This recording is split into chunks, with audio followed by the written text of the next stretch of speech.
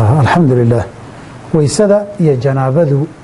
وعلى حدث ولا كلا يرادا حدث أصغر يا أكبر متك يري متك وين بمعنى ويسدا نحبناها قيب كم على دقة قبيس كانوا حبناها شركة ودم على دقة بدي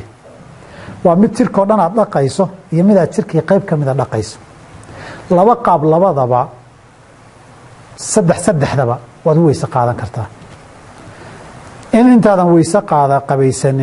أذو يسقى ama jirka oo dhan weysa qaado ama lugaha hambe labada طريقه nabiga way ka sugan tahay sallallahu alayhi wa sallam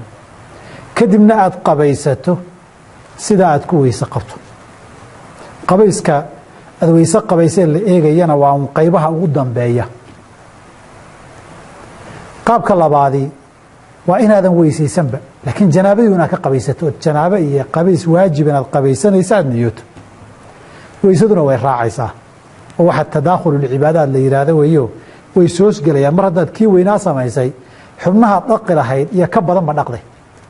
inaad ku noqoto waxba loo baahna nabigana lagama warin sallallahu alayhi wasallam intuu janaaba ka qabaysto hadana dib inuu ka weysaysto ma jirto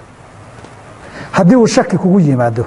ama aad weysadii wax jabiyay samaysay ee kugu yimaado ama inaad istaabatay iyo ay wax dhacdo marka qabayska dhamaysata dib inaad ka weysaysato labada horana ka fiican inaad iska weysaysato kadibna qabaysato waa طريقada ugu fiican hadii aad qabays waajib oo diyootay iska qabaysatana ama janaaba ha noqoto ama xayd ha noqoto ama dhiig umul laga qabaystay ha noqotee iyadana ta kalena weysaduna way raacaysaa oo xubnihiiya ka badanba waa dhaqday kolba intaan uga garanaya anigu ama arkay hadiga nabigeena sallallahu alayhi wa sallam